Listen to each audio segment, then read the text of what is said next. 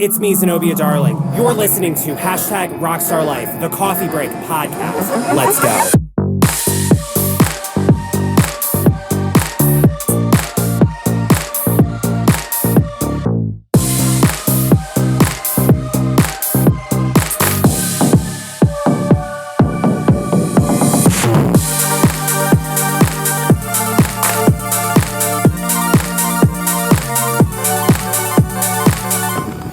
Where the hell's my cold brew at?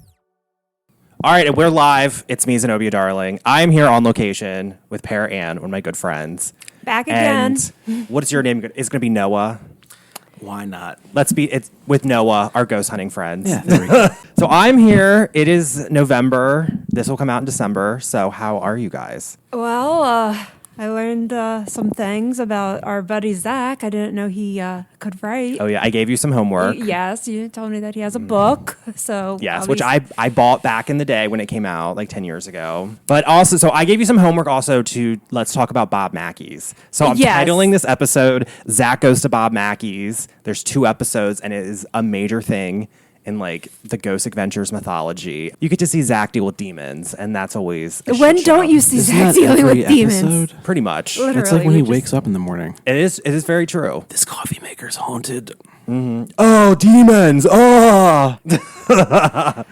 Okay, so before we get into this, how has your Halloween season been? It was more chill than it's supposed to be, just because, whatever is wrong with 2023 is like highly contagious. This is true. Yeah. You know, COVID?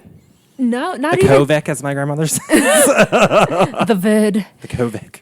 No, it's just been crappy. I don't know. It's just been like a black cloud kind of year. So It has been. A lot of deaths in the family. Yeah. A lot of anomalous. I mean, this ties in with badness. Halloween with it being so morbid and whatnot, but it's not exactly spooky season it's fun not time. Fun morbid. Yeah. It's But it's been a beautiful fall, I have to say. It I am has so been. proud of Maryland for Yes. actually having fall. I would say she took her bipolar meds. we did it. Yes, like stay medicated, Maryland. It's working. oh my And god. the can leaves we- are gorgeous. We need a billboard that just says "Stay medicated, Maryland" on Route 40. Yes. Well, in more ways than one.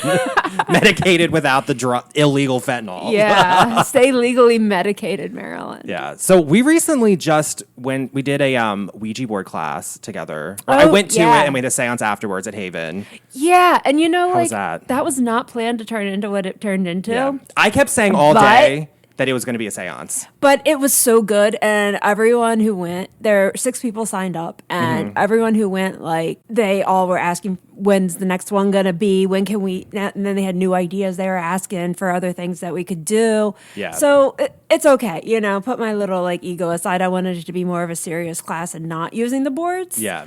But, Well, we can't help but be spooky. But I can't help it, right? So it turned into the seance, and there were even 2 women there who, like, in the beginning were pretty pissed off, and I thought they were going to leave. But Linnea, stepped up and mitigated, and, and they stayed, which is great. The fact that we could get somebody who came in so scared to the point where they actually got angry enough to want to leave. Oh, yeah. And then Linnea talked them down.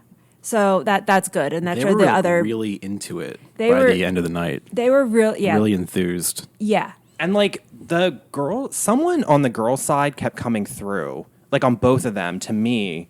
And then I kept saying something. I could tell like they were still being very skeptical, but then they were like connecting. And they were like, wait a minute, how do you know this? And I'm like, well, I'm a psychic. Like, Yeah. No, once you came in, once we started using the board and stuff, like, yeah, it turned into just a seance, basically. yeah. But it went good. That's all All of I need. Linnea's And animals came through. almost everybody there had a pet or 2 of theirs Yeah. come through. Which I loved. And that was so strange because, I mean, like, that just, that just not normal. Oh, yeah. But And then afterwards, But we went. Rue has some energy, though. I think he was I love bringing that it. little cat. He was being very spooky and very like into the spirit world, which I love. He was all over those boards. I loved it. He was rubbing on them, rolling around. Rue's the best cat. So Rue is the Haven cat, like Linnea adopted. Well, Adoption failure. yeah, because we had a paint Foster night, fail. and I was like, "Are we gonna have kitties to play with?" And she's like, "Why not?" She got the kitties, fell in love with the black cat. Yeah. I was like, "Of course, a nice little witchy, spooky cat." Yeah. Oh, he's so cute. But then afterwards, we went Bigfoot hunting. Right. Yeah. No. Yeah. Unsuccessfully. Yeah. but Unsuccessful. It Well, was a a fun nice night. ride. Yes. So can we talk about like the Bigfoot sightings? Because that's something that like I want to like really hone in on, because I don't think people realize that like the Susquehanna River is a huge hotspot for Bigfoot. Yeah, they really don't. Susquehanna River, and then up Red Lion, York, mainly Red Lion, PA. Delta. Yeah, like that triangle. A lot of weirdness. I mean, I heard somewhere like the closer you get to the Peach Bottom nuclear plant, the more sightings there are. I don't know. I don't have any statistics to back that up, but it's an interesting thought. Yeah. You know, actually, the book Weird Maryland, you know, the guys, they wrote books for weird, blah, blah, like every state. Yeah. Each state has their own weird book. But I thought I saw a bird. But Oh, you anyway. did? No, it was That a was cat Digit. jumping up. Kitty. Because birds have hit that window before. Oh, they have. Ooh. Yeah. I So put a box of peanuts out there for the for Gimpy. Gimpy is our squirrel who has one hand and his other hand is I like love squirrels. Yeah, But he they're not- pretty Rats with great. cuter outfits. Yeah. he'll knock on the door though, like Tree whatever. rats. I love them. And he's just like, more, please. But anyway, yeah, Weird Maryland, I think like the Bigfoot Peach Bottom like story is in there. Some of that. Okay. Because Some of that's that something that, lore. like, I've heard Susquehanna State Park has Bigfoot sightings. Yeah. But then when you were saying Peach Bottom, I'm like, that makes sense, because I've heard that nuclear power plants have higher rates of, like, cryptids and stuff. That's why Yeah. like a lot of cryptids like Like, I wonder, you know, Like I'm always Goatman? trying and failing to apply some level of scientific method to this stuff, which I know is extremely hard. Yeah. But, you know, I wonder if the energetic emissions of the radioactive fuel source have, you know, maybe they destabilize the fabric of reality enough That's that, like, true. they let things through or attract things or something. Yeah. So, like, Bigfoot, like, what are your guys' theories on? I mean, where do you begin, right? Yeah. Because my mom has seen Bigfoot. My mom has seen the skunk ape in Florida. Yeah. So, I mean, number one, there are so many sightings from so many people, from so many diverse, unconnected locations. All over the world. Exactly. Bigfoot definitely exists. Now, if you mix the lack of any physical evidence, corpses, etc., with, you know, many people see Bigfoot apparently transiting from this dimensional plane to another. I believe that they exist on a separate layer of reality. Okay. That is physically attached. Like, that layer of reality and our layer of reality, it's almost like there's two Earths that occupy the same Yeah. It's like one three-dimensional step to the space. left, I think I've heard it called. Yeah, it's one step to the left. They occupy the same physical three dimensions, but they have a different fourth spatial dimension, not temporal coordinate. Yeah. Okay. Because I'm like fascinated by, like, my mom's hugely obsessed with Bigfoot. I'm more like the Mothman. He's my jam. Yeah, no, I would say Mothman is he's my sugar daddy. rad. Yeah. So do you think, I've heard of there being Mothman sightings at Chernobyl. Oh yeah. But I've also, if you trace that back, I think it's just internet creepypasta. So it wouldn't surprise me. They have in African mythology in Southern Africa, Yep. they have a Mothman like creature that's kind of a dark angel that warns of like upcoming doom. Yeah. Which then fits the narrative of the Mothman in Point Pleasant, West Virginia. Yeah. I mean, there's been all those Mothman sightings in Chicago. Which that's been freaking me Recently. out because I'm like, is something happening with Chicago? I mean, I know Chicago is like a city in decline with like horrible rates of violence and stuff like that, like Baltimore, like most of major American cities, but there's something else with it because it's specifically around O'Hare Airport. Wasn't that the same airport where there's that, like, a lot of pilots and air traffic controllers and civilians on the ground? There's a UFO parked, like, right above the tarmac. that Yes. totally was our and same it place. Took off and blew a hole in the cloud cover, and they got on a weather radar. Yeah. Yeah. Oh yeah, I forgot about that. Yeah. Ooh, they do have a high rate of UFOs there. Yeah. Chicago has some weird stuff to it, which I find, and they have a lot of like train stuff, which I know they have a lot of like stuff around railroads and stuff. Do we know when Chicago was built? I don't know. Well, I know it's at least 100 years old because it was like the major like east to west hub. Yeah. Because as you know, I'm like a Mysterious Universe fanboy to a fault. Yeah. I love their show. I love listening to them and then reading about what they talked about after the fact. But they were just going over Chicago is 1850. Okay. Cool. That fits. Because they were going over the very subtly hidden Masonic occult architectural and urban design I was just about to bring this up. Yeah. aspects of New York. Yeah. Which, in summary, all the fictional stuff in Ghostbusters when they're like, oh, this building was designed as some sort of psychometric conduit. That design philosophy apparently actually exists in New York, which makes me wonder what in Chicago. Is there any sort of esoteric construction and design in sure Chicago? There's a lot there. There's a lot. The only one that really doesn't to me is LA doesn't have a lot, but at the same time, I'm like, LA is such a weird city. So is San Francisco. San Francisco has just talking about that. And San Francisco, it's a weird place. There's a weird energy there. I think it's like because they have like these Masonic symbols. DC is a huge one, right? Like our entire our forefathers, whatever, like our whole country, is founded on like some occult shit. Yeah. Like the power of America, I believe, is derived from there being a massive occult, energy imprint from the get-go. Would not surprise. Or yes, totally. Civilization. We've been saying this, like civilization is cyclic, right? Mm-hmm. Like also heard that. That's a quote from Mysterious Universe. Yeah, but it's so true. And so like there was a reason that our forefathers like leaned on those occult things, like a civilization. It's like, crows have like DNA memory, genetic memory, right? So maybe we do too. And like there was just something we knew that we needed to protect ourselves or whatever. But even though like civilization is cyclic, still when you restart, you still have a little bit of like hindsight. Yeah. So you're not exactly starting from zero, even though genetic it's like memory is a real thing. Yeah. Yeah. Even though it's like the same like I think they culture, it's just slightly more advanced. They proved like to a very high degree of certainty recently. Like you and I have talked about epigenetics quite often, but really your parents' traumas and the things that like upset them, not necessarily the resolution, but the thing that upset them initially, that is passed imprinted, down via genetic memory. Yeah. I think it's crazy that when cats, their mom craps them out and they instantly know how to use a litter box. It's built in. It's a built-in feature. But yet they have to be taught to meow. Yeah. Well, meowing is like a human. They do that to talk to humans. They've actually proven that's not true, though. Really? Like they've seen like outdoor communities of wild cats. Like wild. I say wild, but still like domestic size. But, outdoor.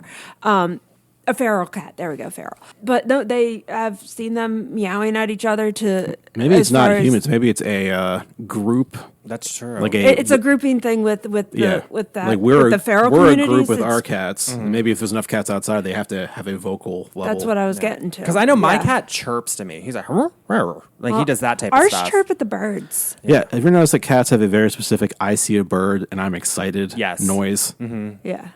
Oh, it's like I want to get that bird, but I'm inside. Yeah. Right. Like I want to hunt. They all have the same noise. Yeah. It's awesome. Oh, I love cats. I love how you guys are cat people too, because I'm like my whole family are cat people. Like I love dogs, but cats are so much better. I like other people's dogs. Yeah, exactly. That's how I am. Like I love dogs. I respect them. All right, dogs being bad, go back to your house. Kind of like my nephew, but my mom's Shiba Inu. I don't know if I've shown you the litany of visual media I've recorded of that dog, but she might as well be a cat. Yeah, she's like my one dog exception. I love that dog. Well, my sister has a teacup chihuahua. Oh my God. As if they weren't small enough. Oh yeah, but he's a diva. Yeah, and he kind of acts like a cat. Yeah. And like I love his drama, I will say. It makes me laugh. I love animals' drama. I do too. I prefer animal drama over human drama. Absolutely. It gets resolved quicker. Except when it's on reality television. I mean, then it's just they're asking for it, right? Like they're just like, let us get paid to be. Oh yeah. So homework for the episode. Yes. Bob Mackeys. I know. So this was the first season. This was the first episode of the first season that they went to Bob Mackeys, the Ghost Adventure crew. So you could tell they just cashed the check. It is a big deal. They just cashed the check from Travel Channel. Yeah. So they had their... what is Bob Mackeys? I do not know. Bob Mackie Music's World in Wilder, Kentucky. It used to be a slaughterhouse.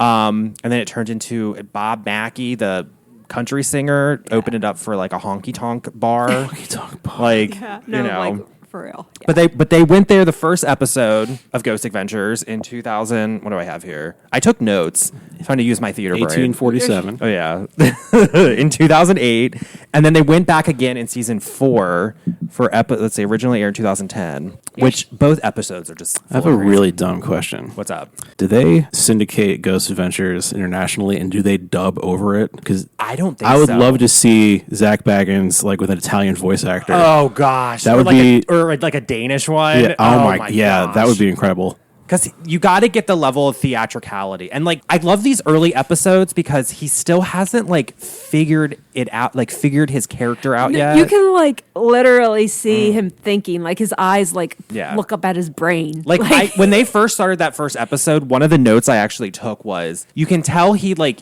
oh, the camera's on. Like, oh, let's be Zach. And you could tell, like, the shift happened on camera, whereas when I watched the second episode with it already was figured out. And the second episode was great because he had a really bad spray tan, which cracked me up. But they went back. It's Return to Bob Mackeys at season 4, episode 3. It originated in 2010. But then before that, they did one of those like Ghost Adventure fan like paid ticketed events. Yeah. And that's apparently where like a bunch of shit happened that they kept referring to. At the same time, like you're gonna bring in a bunch of people to like, is there a cat? Yeah, this is Gidget. He wants to talk. This is Gidget. Oh, she He's thinks like, hello, I'm we're an approaching orphan. 6 o'clock, which is wet food time. okay. Yeah. So she's about to have a tantrum. But she's saying hi. Gidge. Hi, Gidget. She's tall. Like, I love it because I'll do the solo episodes. Like, I just did my Thanksgiving one. Melvin comes up to me and just starts meowing. And I'm like, I'm on mic. And he's like, I don't care. It's like, whatever. I got things to complain about. Yes, I love cat, but it's, ooh. Yeah. But yeah, so did you watch the episode yet? Or No, I mean, after you told me about it, like I said, we weren't home at all. But yeah. Well, I know that you you know how to make fun of them and like, you know how they are. I was making fun of her before I even met her. Yeah. No, I had a Ghost Adventures party in college. I knew you were my people. Yeah. I knew you guys were Like my an people. ironic one. Yeah. What year was that? 20. It was with my college friends. It was like 2014. Okay. So that was like peak old school Ghost Adventures with Nick Groff. Yeah. Okay. Because I've been watching since the beginning and like, I have seen the de-evolution of, but I mean, I haven't seen this Bob Mackie episode yet. So do you guys, like, are you guys familiar with Bob Mackeys at all? Like through the paranormal? Like, yeah. Okay. Yeah. What do you guys know about it? Well, he's like, I feel like most people take him more seriously than he is. Yeah.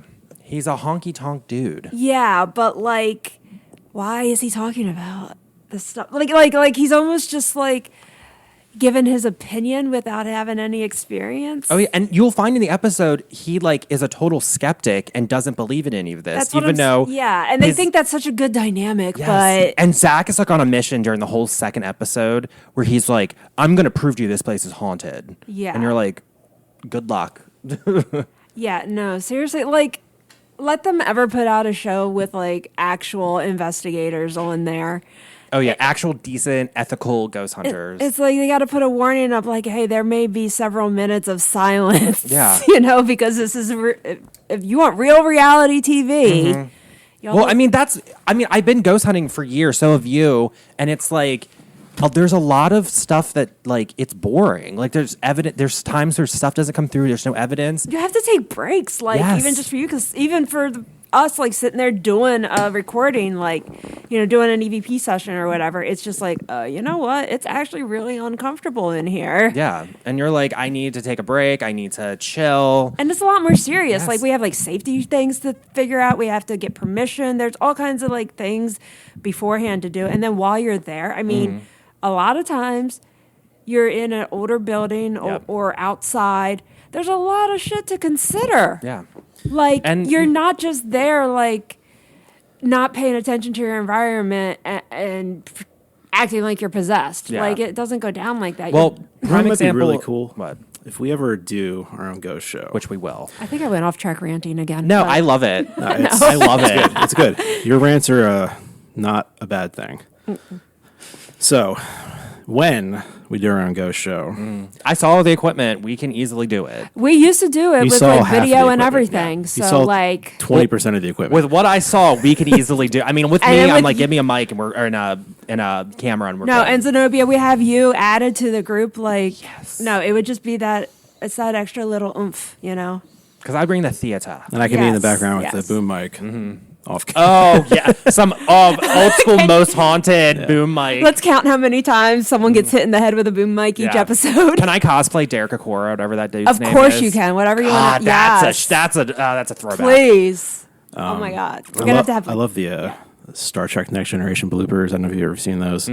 Where like Picard's all like, I'm Captain Picard, and someone just hits him in the head with a boom mic. Of course. That happens on soap operas all the time, too. But what I was going to say is when we have our own ghost show, I think the coolest thing we could do that would destroy everybody else's ghost show is... I don't really want to set out to like destroy anybody. I'm not on like a warpath. I know. I'm definitely not competitive. Without even trying, this will destroy everyone's ghost show. Yeah. Is we release the raw data with the episode. Just fine. Oh, I'm 100%. Yeah. Because none of those, like, Ghost Adventures, Zach, they're not releasing the raw audio. They're not. That's one thing I have to edited. give credit to the group that I was with a couple years ago. It was super unethical ghost hunting, in my opinion. But We talking yeah, Uncle but Bill Adventures? Yeah, but I do have to. Is that the one available on Amazon Prime? Yes, it's the one available on Amazon Prime. I'll edit this out. No. Actually, like I'm stuck on a loop saying no here, but no, actually, like I tell like people I know and stuff like, hey, it's there, but please don't watch it because like you're gonna make fun of me. All right, ad break. I gotta pay for all this damn coffee I'm drinking and tea I'm spilling. It's me, Zenobia Darling. So, as many of you know, I'm more than just a podcaster, stand-up comic, and drag queen. I'm also a very accomplished painter and photographer, and you can check it all out on ZenobiaDarlingCreative.com. I have an art blog on there sponsored by the Harford County Cultural Arts Board, and just all my paintings, photography, you get podcast stuff. I have an art film that premiered in September that you can buy on there too. So make sure you check it out. It supports me, supports the podcast. All right, so let's get back to the podcast. But hold on. Yeah, sorry. I'm going in a different direction. I love you. Ooh. Ooh. I'm not going on the hating direction. Well, no, real quick. No. Okay. Let me finish. Told you having me on here is a bad idea. I love it. I love it. Just please. ParaAnne and Noah. No, I will sink your ark. I'm the boat guy. Yep. Yeah, you go drive in the water. I'm gonna be up here on land. Anyway, no, but no, my thing with them was, despite everything else about it that I've complained about and had serious issues with, whatever, I'll give them props because the 3 episodes that are on Amazon Prime, it is the raw camera footage. There's no editing. Yeah. So I kind of have to say, like, through like laziness and not having a clue what the fuck you're doing, they actually ended up doing something really cool and unique. Yeah. So it is just the raw. It's GoPro camera footage mounted to Police body camera. It's even worse.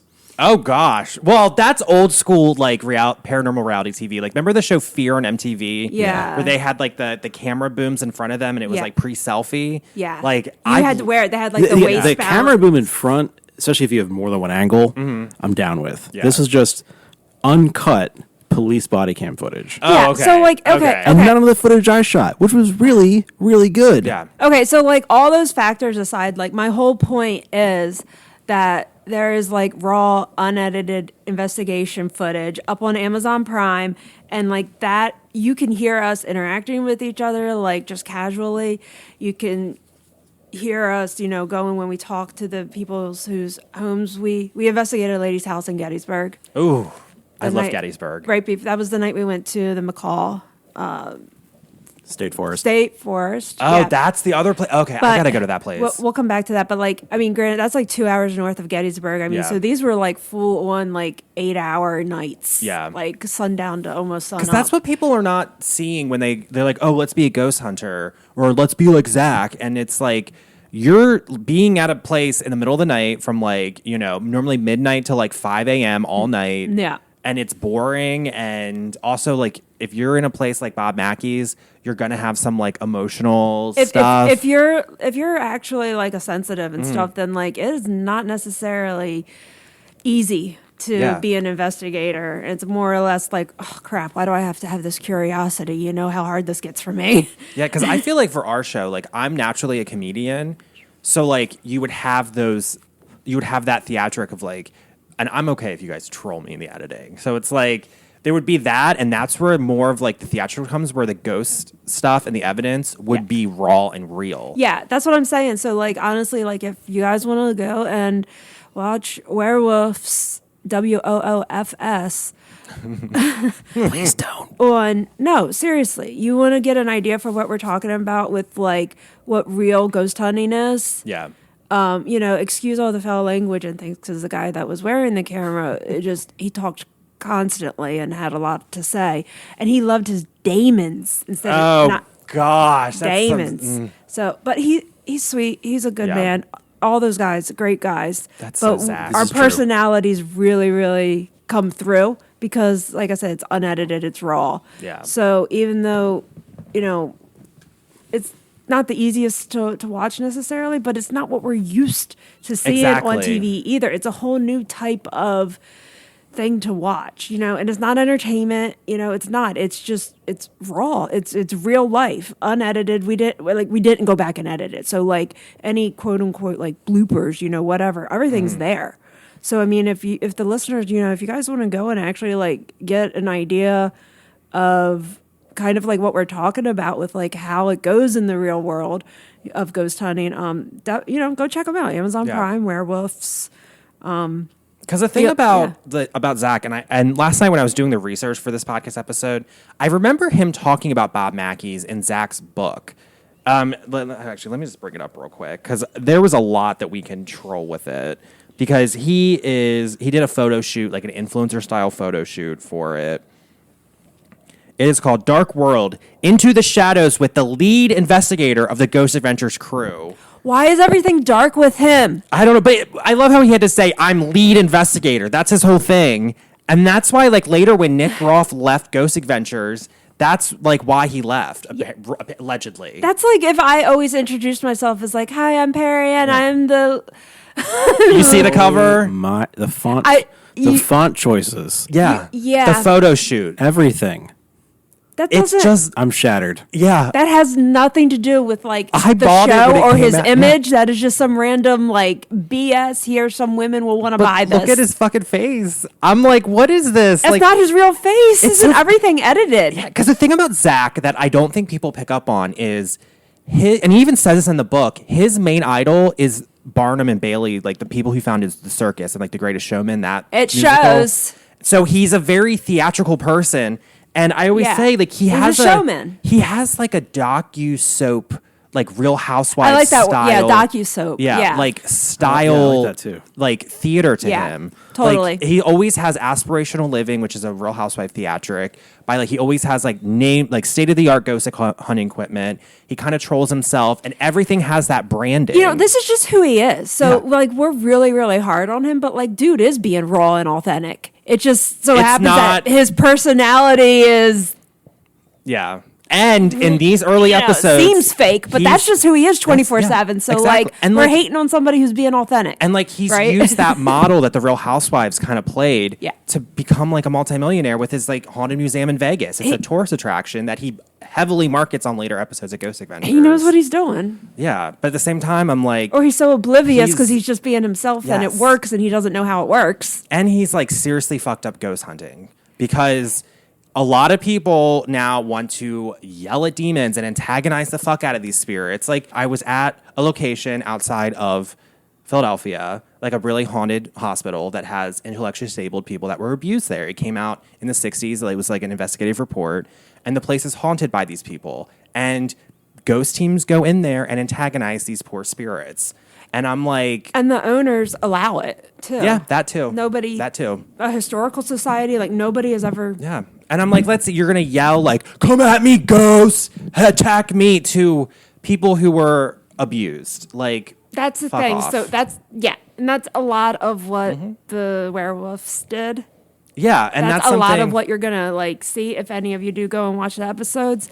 But, that just backs up exactly what you just said. Because a lot of people see what they see on TV and then they go and imitate it because they want to be famous too. Yeah, and they want to have that aggressive style ghost hunting, and I'm like, no real ghost hunter, like that's all for the cameras. And the first both episodes, I mean, Zach and Nick are really coming for the demons in this place, and the demons fought back. And what do you think that's doing to the world?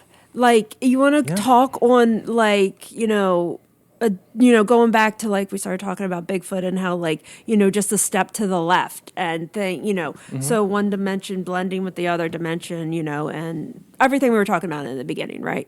So, like, symbols have energy, have power, affect, like where the most UFOs are because, there's a Masonic symbol here or, whatever. Yeah. Or there's an upside down pentagram or an something. upside, whatever. Yeah. But that kind of energy that like people like Zach and, the crew that we ran with Werewolves, threw out there by being so antagonizing has really screwed things up for the rest of us ethical ghost hunters and even just regular folk who, maybe these odd and spooky things never crossed their mind, but all of a sudden, like you feel the environment's different. Like the air is different because it's like an overwhelming amount of negativity. Yeah, being thrown out by people who, a lot of them probably have real gifts. Yeah, so and they're actually able to connect. It's like once they experience something dark, like they get real quick and they get scared, and it's like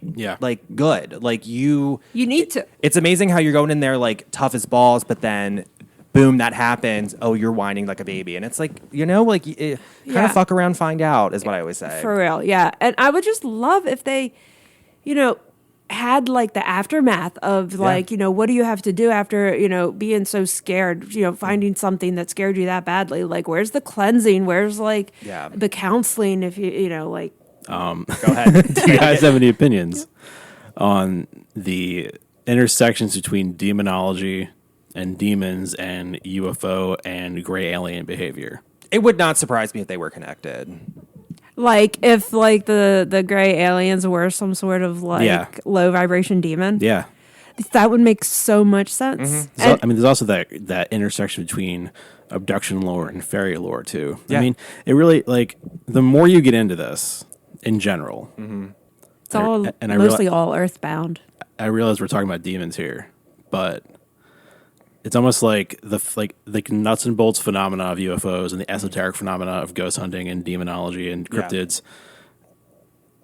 Yeah. It's, it makes the nuts and bolts aspects of the UFOs and the physical aspects of everything else kind of break down. Yeah. Like all of it is, where's the term high strangeness is there for a reason. Yeah. It's hard to make sense of it. Well, it wouldn't surprise me if it's all connected. I mean, I made you watch the Stardust Ranch episode last time you were on the podcast. Yeah. And that was the first time Ghost Adventures kind of tapped into UFO. Was that the place with the katana? Didn't the guy try to attack a gray alien with a katana? Yes, with a sword. Yeah. Yeah. Which, I mean, good on him. Oh, yeah. I mean, he fucked it up. Like, some people are like, oh, they're here to promote love. No, just cut their head off. Like, that's the right reaction. And I say, if anything's coming at me like that, you're going to see, like, the East Baltimore bitch come out of me coming out real quick. Yeah. But that was the first time. And you saw where, like, I feel like there is a connection between the ghosts and, like, UFO and all that stuff.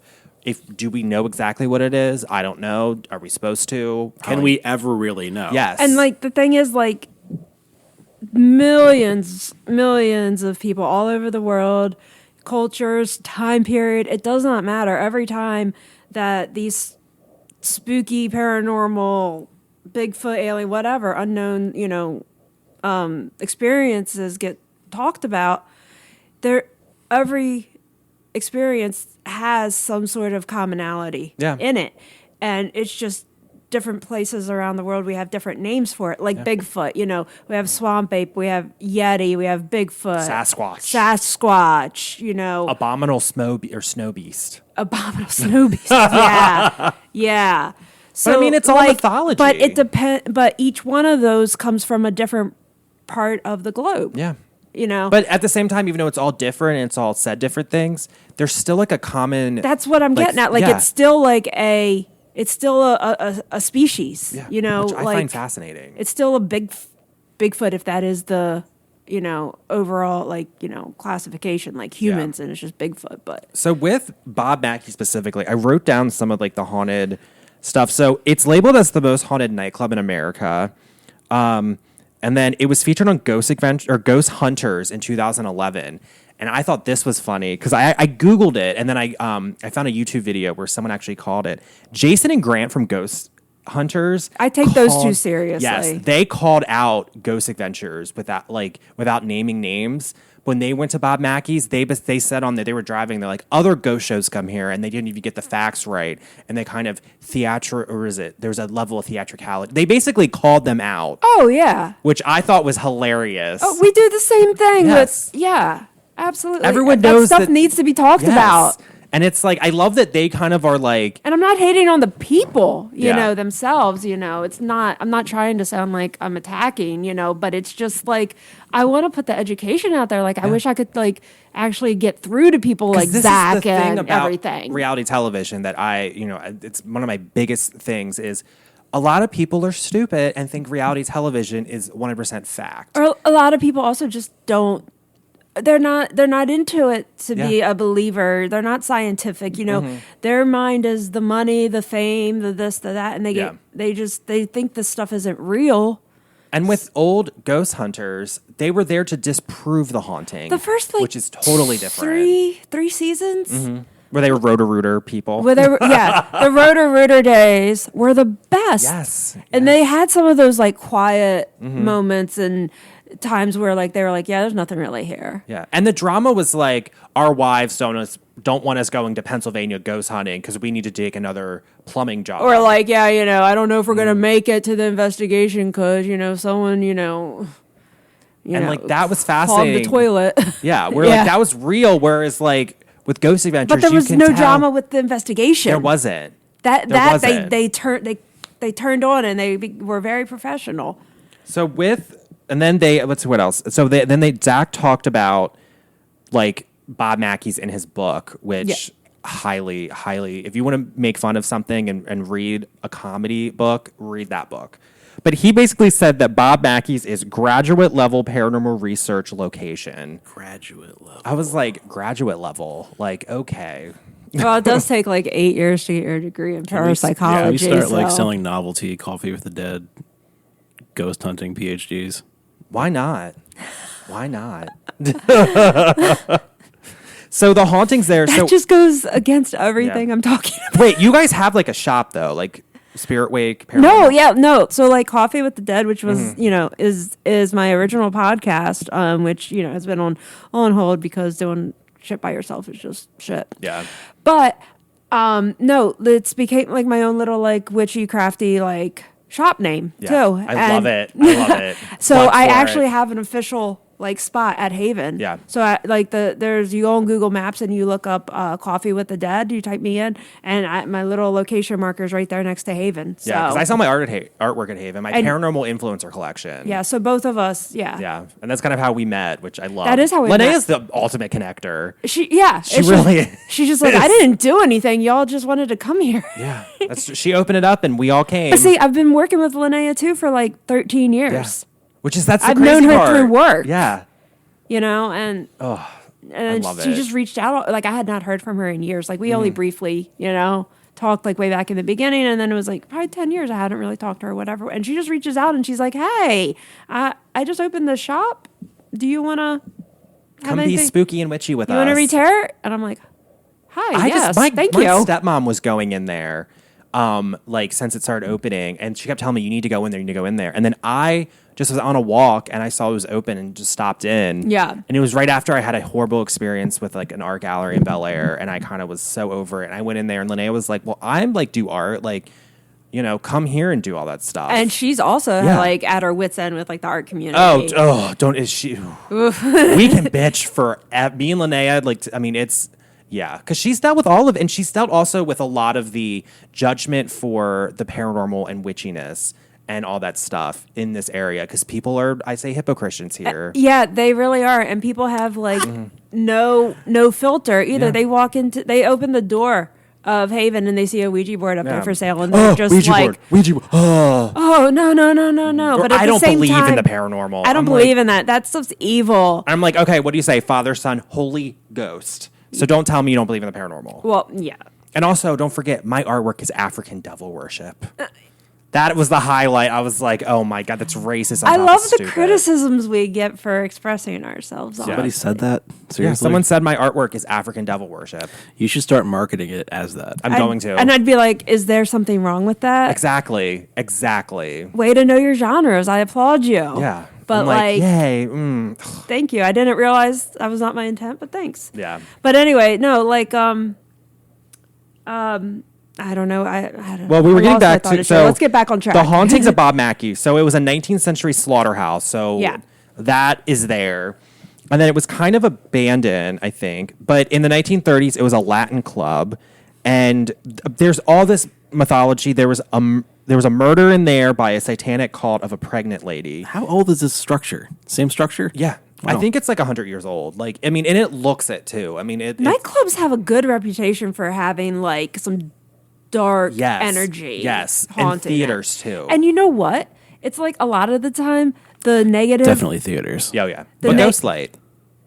Yeah. I mean, like, and it's like love not it. even the it's not even anything related to the club days. Yeah, it's always. I mean, they had It's the historic. Yeah. Yeah. So they had that. Then her name was Pearl, and they cut her head off while she was pregnant and threw it down the hell well. They kept calling it a hell well. Is it the well to hell? Yeah. Like, Well, then the best part was Zach and the crew. They go down to the river and walk up like the old well, like drainage structure, like up to find it. And I'm like, really? Like that's what you're gonna do? That urban exploring? Go inside like an old sewer pipe? Like stupid. And then Zach wonders why he has to wear a gas mask now when he goes in the buildings because his lungs are so fucked up. I'm like, Yeah, black mold will wreck your day.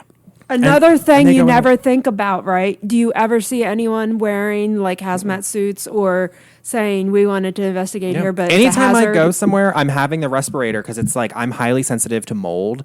And a lot of these buildings, Be smart. they're Jeez. abandoned, like with open ceilings and stuff that rain gets in. There's Yeah. mold, there's vermin, there's also Homeless people. Homeless people, yes.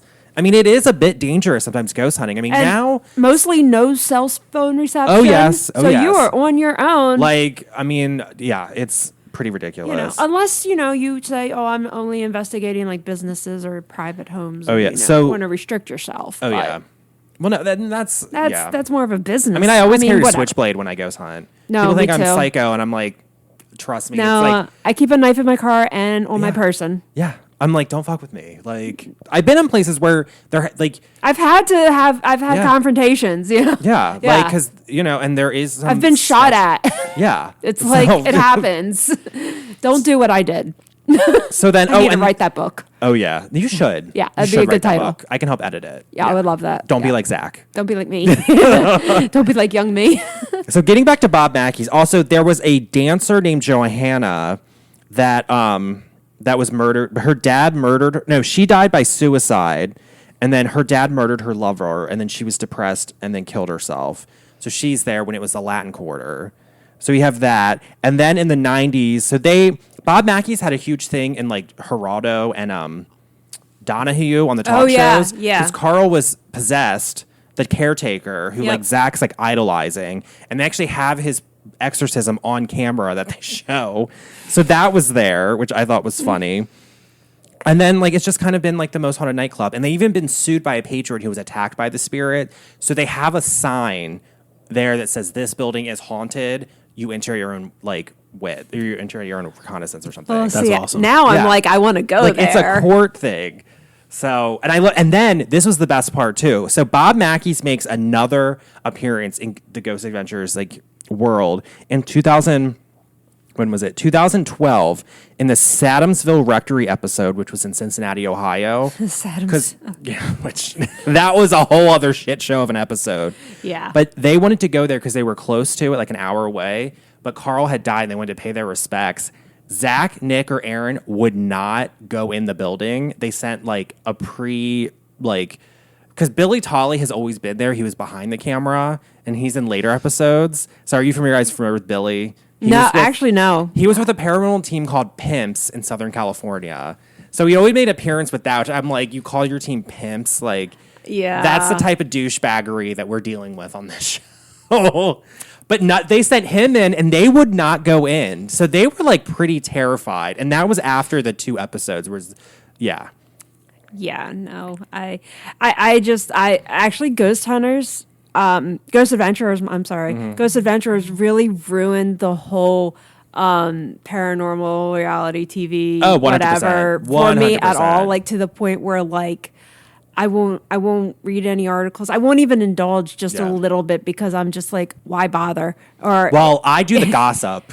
Because there's a lot of like Real Housewives. No, but then like you tell me stuff and I'm like, wait, this is way interesting. Because like this year, like because Zach's EP to like the entire Discovery Plus like network of paranormal content. Did he own? He bogarted it, right? So yeah, well, he's the only show that can be owned there. Of it. Yeah, he's number one, but he has all these stuff. Like there's Dakota Layden's Destination Fear, which he canceled. He's on Kindred Spirit. I like Kindred Spirits because they do more ethical ghost hunting. Because I actually will watch that one just because it's two. And I always say it's two gay guys and a woman. Like gays and women ghost hunt better. How bad can it be? Hands down. Yeah. And they actually will rectify a lot of that. So Zach basically went through and canceled a bunch. They actually are like way more respectful. Yes. And Chip Coffey, the psychic, he has a backstory that I'm like, you're a little shady, but at the same time, I'm like, you're still being ethical, and I appreciate that. It's hard not to be even just a itty bitty bit shady when like you're in the spotlight like that. And plus, Zach, like he makes him like you control him so easily because he's so ridiculous. Yeah, but he also owns it at the same time. He went through and he canceled like a bunch of the shows. So like Dakota Layden came out and said a bunch of shit about him, and then like Discovery Channel got involved and were like, you can't say this. So he had to retrace it, and then Nick Groff out of left field made this huge Twitter post about it, and this video where he's basically calling out Zach, saying everything Dakota saying is true, and brought up the whole thing of why Nick left Ghost Adventures. Oh my God. And it's this whole like Real Housewife drama. Yes. And Zach's like, I'm not doing media press. And so, but because Zach dates Holly Madison and Holly Madison has a podcast, Holly Madison talked about it on her podcast, but Zach, because he's like... People are doing all the things they should not be doing. But this is so unprofessional. Yes, and we never hear from Zach. And I'm like, you're being a fucking Real Housewife. Like, I can see like Karen Huger and Giselle from Real House of Potomac doing the same bullshit that Zach's doing. Yeah. So it's just, it's ridiculous. But he like lets it happen on purpose because he knows like the reaction from the public. He knows how that is how you get ratings. Yeah. It's all good press. He's a genius with that stuff. Yeah, he knows that side of it. He's just needs to be ethical, please. Oh yeah, but of course he's not going to be. No. So they would not go in the building, and then it was featured in the first episode of Ghost Adventures Aftershocks, which is like the after show. What? Oh yeah, well Zach tried to capitalize on Ghost Adventures with all these like Ghost Hunters started doing that too. It was like after post episode like Q&A time with like a live audience and the crew. But I didn't watch doing that these days. Yeah, I never. I mean, but they never found much value in it. No, they don't. No, it's not. It's a whole like big fandom. You know, I mean, I can't imagine. Oh yeah, it's like a well, you're creating the very universe. small audience, and it's like VIP prices. Yeah, just to go and sit there and have some, I have been to his haunted museum. It's like a real. I mean, like the museum is like legit, but right? like the museum's like. But like he lived there. Why? Because it's Zach. I know. He didn't live there. He was in an RV outside, like a $500,000 like RV outside. He was living in it during quarantine, like COVID quarantine. I think that's part. I mean, that's part of his continued brand identity. Yeah. He's like, I'm at the place and I live here. Mm-hmm. But he's never there. People don't realize there's a whole warehouse like behind it that's like sealed off and it doesn't look like it's connected. Zach's always in that warehouse. People go there thinking Zach's going to be there. Very rarely. Only time he's there is if there's a VIP or there's media. And like when he goes in there, he shuts the place down. I'm like, why would you expect like the main dude to be around when you go to a place unless it's like advertised that way? Yeah, well, it kind of is because it's Zach Bagans, the Haunted Museum, and like he sells all his merch in there. Like the book. Ew, Zach Bagans, the Haunted Museum. The title has his name first. That sounds like you're going inside his body. Yes. But it's the same thing. So like on Real Housewives of Beverly Hills, there's Lisa Vanderpump. Yeah. She has restaurants. Well, Vanderpump Rules takes place in Lisa Vanderpump's restaurant, Sir, in West Hollywood. Okay. So the whole show is in program marketing for the like restaurant. So Zach's doing the same thing. He's purposely showing the Haunted Museum on there because it's in show like marketing. It helps the for museum. His brand. Yeah. And like there's so many security cameras in that damn museum, and there's constantly shit like they're capturing orbs. Because it's a very haunted place. Like the art gallery's crazy, like all of it. and they never show any of that stuff. And I'm like, you could have like a live stream of this stuff because you're getting so much evidence. Why don't they show that stuff? They only do when they like talk about something with it. Because I'm like, okay, I could almost respect that, but They won't show it. why? Because I mean, people get scratched, possessed, attacked. It's like the shit that he thrives on. Why isn't he? They'll show it if it's really dramatic. Like my because they have an episode of Ghost Adventures that's like inside the haunted museum. Okay. They'll show some of the security footage, but shit happens there like every other day because it's See- that crazy in there. So it really is like legitimately. Oh, haunted, it's legitimately like despite darkly Zach haunted. being Zach. So Yeah. there are like undeniably haunted places where like even the most hardcore skeptic, most turned off, tuned out, whatever, nobody could deny some weird shit be happening place. Like the Walmart in Aberdeen. Oh God, don't get me started. Oh, I had one of my comedy friends on, Big Nick, and we were talking about the Northeast Walmart No, because don't. that has some craziness to it. I Yeah. prefer that to the Aberdeen The Walmart. Aberdeen one has a whole. I mean, I go in Aberdeen there. is so cringe. Oh, okay. So getting back to Bob Mackeys. So the first episode. Oh, so these places where it's like so undeniably like, even if you don't want to use the word haunted or whatever, you can be like, there's some, okay, I don't know what's going on here Yeah. place. Why aren't we, there's like even that like institute in like Florida for the paranormal stuff where like if you can prove real footage, they give you so much money or whatever, and it's some crazy amount.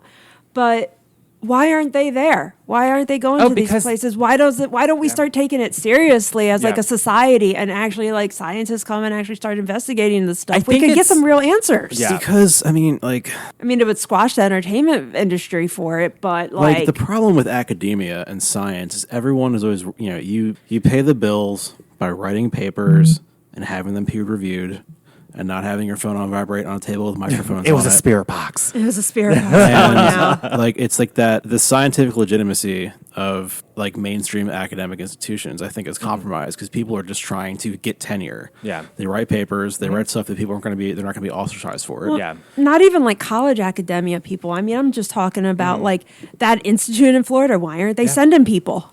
Well, that Wouldn't actually they be brings up- interested in it? You would think, but they're not. I think Zach's more into it for the entertainment and the But, I mean, capitalistic. these places have money-making heard of ability. it. Yeah, but they're never going to go. But maybe he's saying no. Yeah, of course, because I don't think like. They don't want it debunked. And he wants to focus on specifically like dark and demonic hauntings. If you find like Yeah, serial he killer really- hauntings, jails, places with dark history. Where I'm Yeah. like, not all haunted places have dark like stuff. Like at the State Theater in Havre de Grace, there's nothing dark there. The ghosts there are my friends. I mean, I think there's residual dark stuff. I can feel like the And- energy of the murder and murders Yeah. and stuff. Like I can feel the energy of that, like that negativity, but it's more like the emotion that the victims expressed right before they passed. And, It's like, the nothing ghosts are, like, like, the cool killers there. aren't there. Yeah, you and know? I sent you the video I got just that recently. last EVP was so amazing. Because like Jeremiah, like he came through again. He's getting less and less shy Yes, with you. Yes. Yeah. Because I go up there. I He always am talking to remembered. him. That was Yes. like days apart. Well, do you know what happened on Thursday? So it was comedy night on Thursday. After I bombed horribly. I did a stand up set, and then one of the people there, Big Nick, who's been on the podcast before, he was working there. He did the front. I kind of always there helping out, and then we had someone else up there. So it was just the three of us after everyone left. So we're cleaning up. On the last row, we're like doing the sweep to make sure there's no trash in between like the seats. Nick finds $1, like a random dollar there. And he's like, where the hell did this come from? And I'm like, it's Jeremiah. And like Lexi, like I'm getting her more into ghost hunting, and like she definitely is a believer. And Is this when she was like having convulsions on the floor? No, that was the time before. That was the EVP. That Okay. was That her was- first time experiencing like definitive paranormal like That's cool. intelligence. Activity, That's yeah. cool. And I love that moment because you can tell it's like It's so real. yes. And she was like, oh my God, he literally just, because she was with me the first time I caught the $1. And like, she kind of, like, could tell it, like, she got it and she got excited. But that was the time it came through in real time. And she was like, oh my God. And in that moment, her worldview my God. shifted because now she's a believer. You know, I would love to. Is that just that EVP came through on a video or It was a spirit box. spirit box? But you got it on video. SB7. Yeah. Yeah.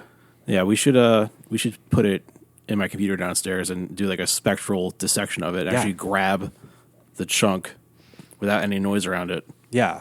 Because, I mean, he comes through and you can tell it's like he kind of has like a 1920s like black accent. Oh, yeah. Which He's I was definitely like a jazz zoot suit. You kinda. can tell. And I'm like, that's the best part. But going back, Nick found $1. That's what I was saying. And Nick's a complete skeptic. And he was like, this is weird. And Lexi was like, it could be from the bar. And I'm like, no one sat in that. No one really sits in the last row. I'm like, everyone used credit cards. Where was it though? Like on the floor? It was in the floor under a seat. So someone could have easily dropped it, but it just was such a coincidence. No. And I'm like, that's super fun. I'm like, he does gave me paper $1. money have like dates on it, like coins do? Yeah. I don't know.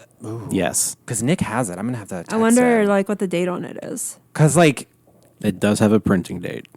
because like, I mean, it could be so many other things. At the same time, I'm like, it's $1. Like, just the timing of when everything's happening. Yes. Like, no way. Like next time you go in there, you got to break out the spirit And box I and be found a like, new Jeremiah, spirit in did there. you leave that Yeah. dollar? He wants to Yeah. give me $1 because I'm the best drag queen there. I know you. Yeah, I know. He loves me. And he said dollar too. Yeah. He was like, it was a whole That's thing. the second time though. I know. Which I love. But I found a new spirit in there. So, Should he be like a drag queen stripper? And he's Oh, yeah. throwing dollars at you. oh yeah, of course he would do. If I He think- would so be into that. He's probably crushing on you. Oh, 100%. He loves the comedy nights too because he loves 90s hip hop because that's what we play for it. Mm-hmm. And he like fucking loves it. And I'm like, it makes sense. Like he loves jazz music. He likes hip hop. There's that common thread. Like That's so cool. Like he Yeah. passed that long ago, but like he's learning about like the modern day. oh yeah. Like, But it's so he cool. loves like that was his like playtime. And all the like, his spirits thing. there, like they're playful because they would go there like to have fun and perform and kind of, do That was like their unwind. Yes. Yeah. So like they're very playful. Yeah, there's a lot of But good we vibes. I found a new spirit in there. So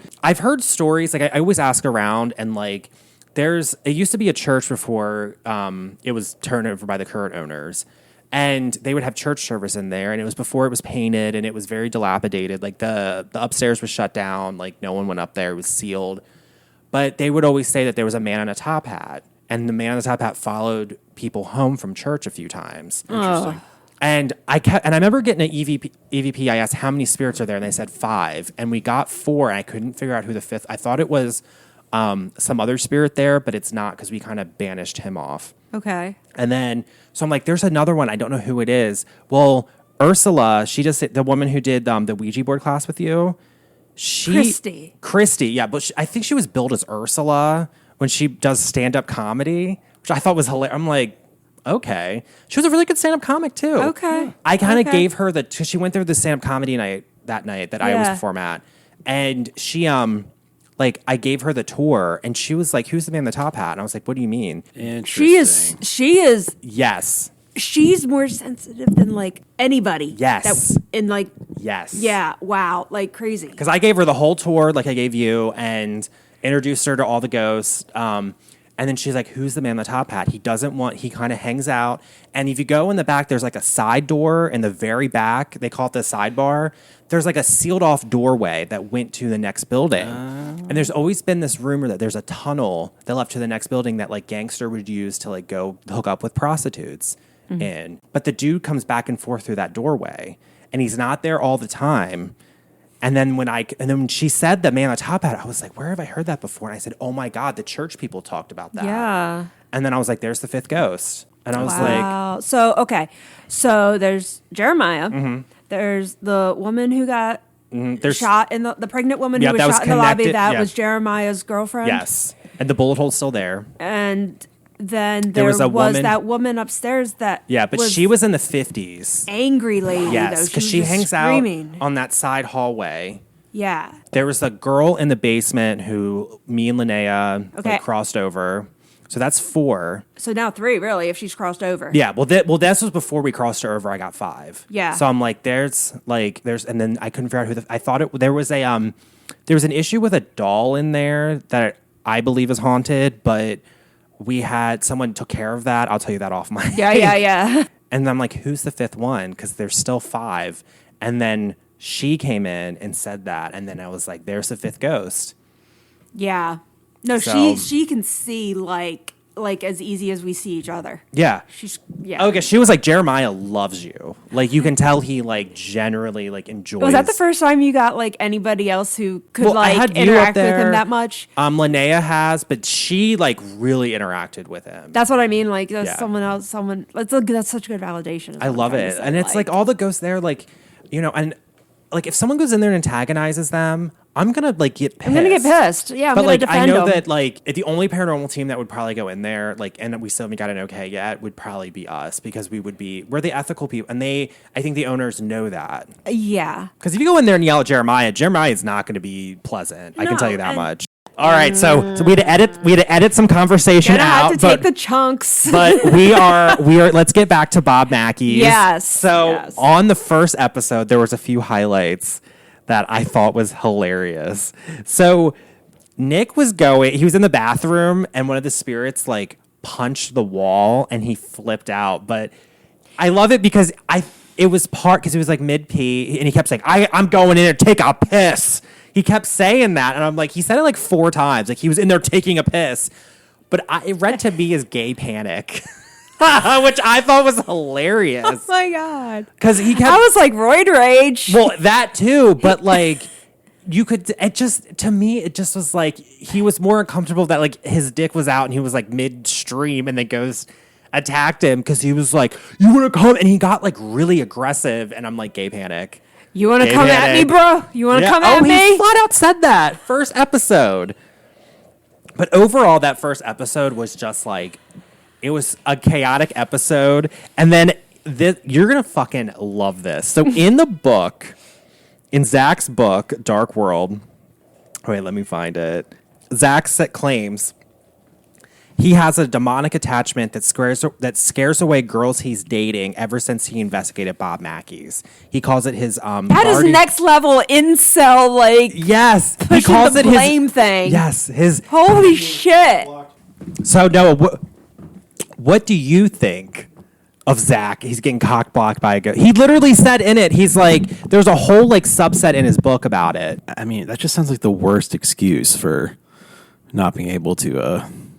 Yeah, but he says that his guardian demon comes back from Bob Mackeys. Who the fuck has a guardian demon? Exactly. Because he's nuts. It was in his book. I'm literally reading this. I'm like, and let me just tell you, the book is fucking ghost written. I mean, I know how this game works. The book is a ghost written by, it said some Kelly lady. I mean, he has a whole subset in his book about how he can't date women, like, because of it. Get to the second episode, where they return to Bob Mackeys. It was kind of cool because you got to see, like, a lot of their, like, the aftermath of their first investigation. And that had some gems because, and Zach did this to Aaron to kind of like gang up on him on camera.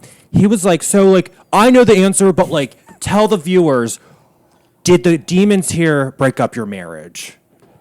I was like, you gotta be fucking kidding me. That's like very. It's not me. to It's Aaron. the demons. It's the demons. Ugh, It's not from Bob you. Mackeys. I love you, honey. I just the demons. They won't let us be together. But my I know. penis is haunted, and that's why I can't get an erection. Oh yeah, that's true. ED, ethereal dick syndrome. Ethereal Yeah, because Aaron full-on was like Bob Mackeys. dickitis. I don't know. Displacement. So have you guys ever gone ghost hunting and is it going to cock block you and destroy marriage? It's really only done the opposite. Literally, it's only done the opposite. It got me married. I Yeah. mean, Yeah. Yeah. No, I get that. No, like I seriously ran out of a graveyard and told him we were going to get married, and he said, "Okay." Yeah. and like That I was told the you engagement. downstairs, she was like, "Oh, I have a FLIR camera on our first date," and I was like, "Really? Ooh. Should I take my pants off now?" I would like to make a sex tape on a thermal camera. That would be fascinating. Wouldn't that be fun?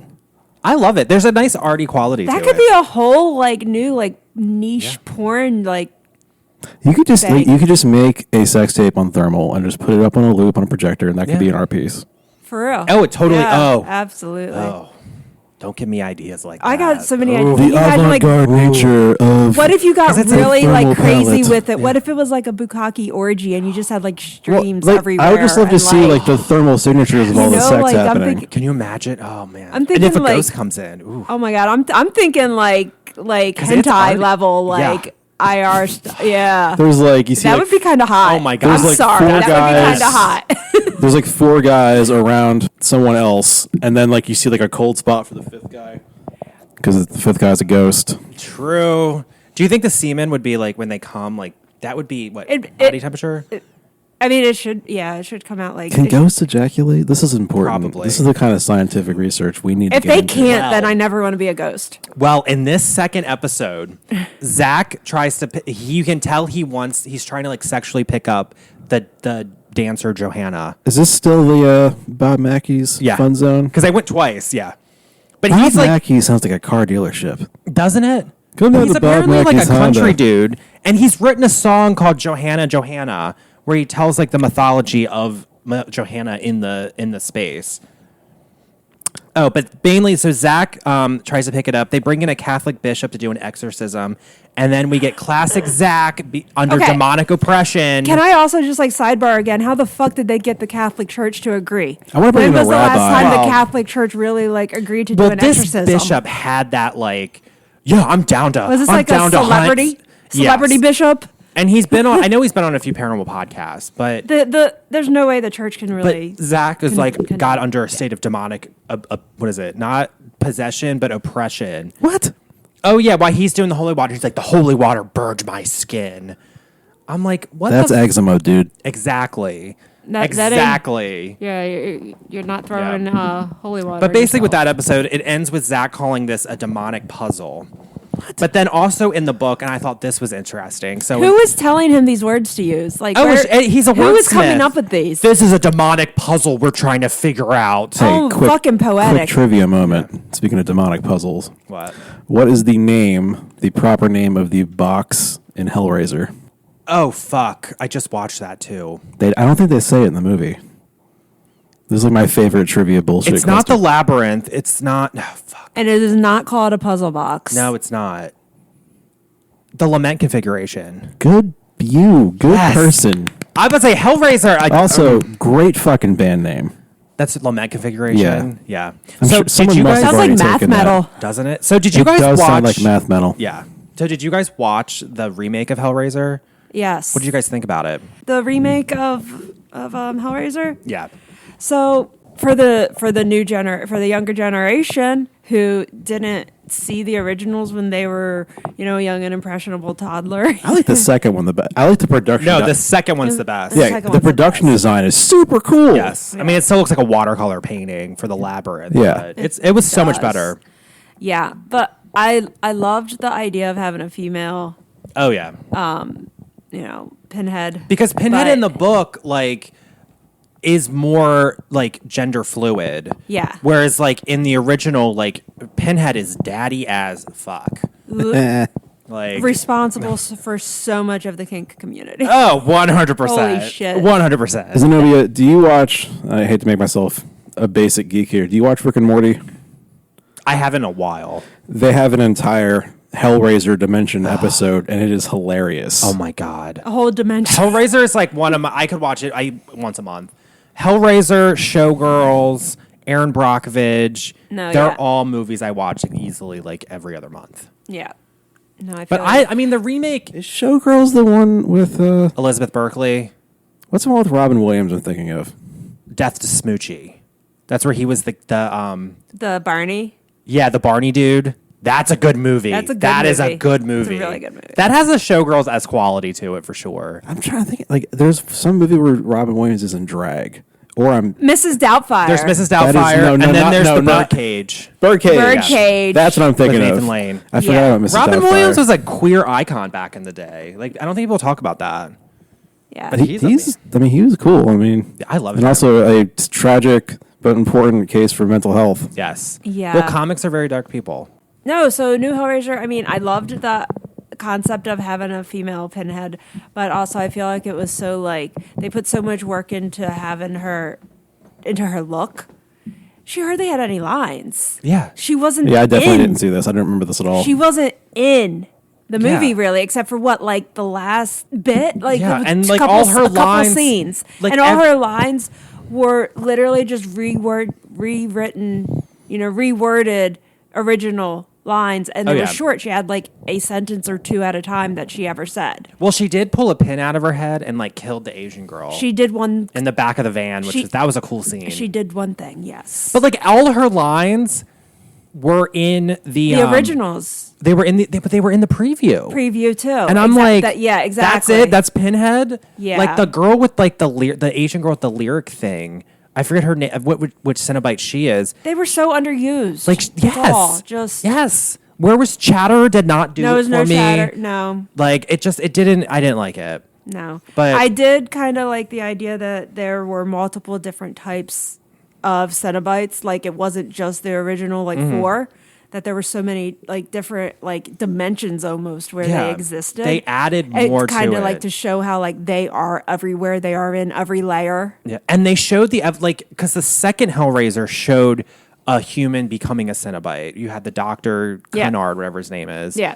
But like this one, the first one, you saw that dude become a Cenobite. Yeah. And it was almost, I like the way they edited it because it was very like angelic, which I thought was creepy, but cool. And you know what? They had it. Like, it was all there. Like, all the elements from... See, I'm comparing versus just doing a review, but I can't fucking help it because, like, Hellraiser is so iconic. And, I mean, that's what I grew up on, was that generation of movie making, you know, that level of, like, raw horror. But... So I can't help but compare it. But, I mean, if you want to try to separate it, like, the story was still there. It's just nowadays, like the way that we, you know, film movies, the camera angles, even just the high quality, it takes that raw edginess off of it. And like, so if you want to take all that aside, then it's a solid Hellraiser movie. And I liked how arty the Cenobites were, like the costume design, like the skin fillet. No, they had so much detail. Like that was cool to me. Yeah, and a lot of that was like real makeup. It wasn't CGI. Yeah, which I love. Which, seems like they're using in general. They're using a lot more practical props. Yeah. Like in The Mandalorian, there's a scene with a capital ship. Yeah. And the capital ship is a physical prop. You really can't do like small detail like makeup and shit for like CGI as effectively as just putting prosthetic on. I think it's almost like... But like on a big scale, if you're trying to show like a city or, you know, something like unreal, then it's great. As someone who's spent like a decade playing with VFX stuff and does 3D modeling on a daily basis... There's a certain like nuance with physical objects that you can subconsciously tell that it's physical on screen. Yeah, it's hard to it's almost like the subtle imperfections you intuitively pick up on that isn't there when it's CG. Because in the first Hellraiser, they have the CGI that's like it's like, oh, like that was fake. But nowadays it's like that's getting better. But it didn't stand out like that on like our old school TV. No, that's very true. But nowadays, when it's on a VHS tape, you're kind of like, wow, that's awesome. That's the real. interpolation and the Yeah. quality loss, especially with a non-precise CRT TV. Yeah, so like trying to rewatch things, honestly, like if you really want the rewatch value, you have to. Well, it's also fun you have to taking an use edible like and the laughing original at it. technology it was meant to be seen on. Otherwise, Yeah. you're like, how the fuck did I like this? Oh yeah, 100%, 100%. Inversely, some stuff that was that good back then, you can actually see all the detail now when they laser scan the film. Yeah, and That's then it's so- just like if that held up that well over time, then holy fuck, those people like were really, they knew what they were doing. They were really ahead of their time. It's If it doesn't hold up, then you know that it was just And like average. Hellraiser was such a gem in the horror, like that defined horror, and like that defined queer horror, and it made a lot of people get wet and a lot of people get boners. I will It say, did.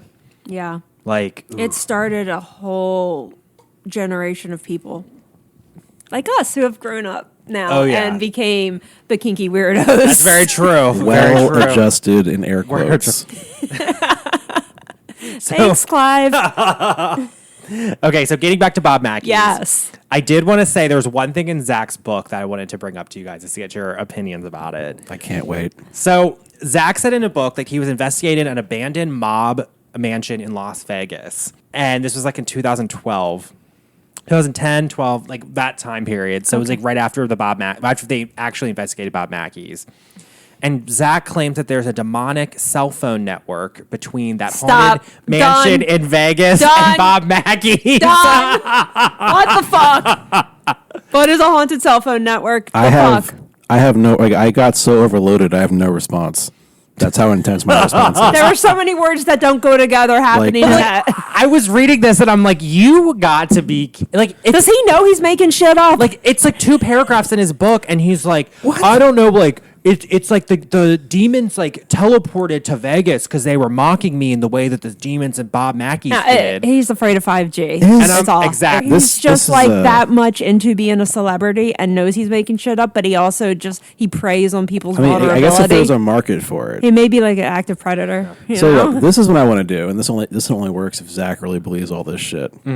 I want to take Zach and his team to I could not stand being around him, I don't think. Hold on. I'm out. I will say he is in on the joke. So take Zach and his team to an abandoned shopping mall. I'm doing air quotes for those listening on audio. Take them to an active, normal shopping mall. Have everyone in the group act like they can't see all the people there and see what he does. Yeah. He would freak out. He doesn't like to be around normal people. He gets freaked out in crowds. I just want to see if I could convince him that the people there were, non-corporeal. I don't know what you're talking about. This place is empty. You're like in the food court. Well, there's a demonic cell phone network. Yeah. But yeah, I like demonic. And it's messing with us. That's why we can't see all the very real people that It's are quantum. freaking him out. It's quantum. God, I gotta send you a copy of it because this book is so ridiculous that I'm like. Well, I have Kindle. I mean, I'll just go and download it. Yeah, I mean, I think it's like $3.99. It's whatever. It's like, or get it from the library. Oh yeah, that way you don't have to pay for it. True. Yeah, they do have online books now. Yeah, and apparently the Haunted Mansion had like that he was investigating had like mob ties, and he was like, "There's dark entities here," and I'm like, "It's Las Vegas. Of course there are." Like, what do you expect?" I'm sure that Yeah, I told you about our semi-comical and also intriguing experience at the Luxor. Yeah, we talked about that. Oh, yeah, people don't realize how haunted Vegas is. Like I went in the Luxor purely. Yeah. It's a pyramid, so. Yeah. There's some very also, I think, like physical, non-paranormal, just like the architectural style. I think like it just throws off like the human function, Oh, like yeah. in a Yeah, because the elevators, very easy and tangible way. And then on top of that, it's also just like very haunted. like, I mean, I believe that certain physical structures have certain energetic effects. Yeah. You know, Well, it's a literal pyramid. Yeah. like we went up to the penthouse level, and it felt really weird up there at the apex. Did you get Coke and Blow up there? Man, No. I wish. I wish That was the premium package. We just got the basic package.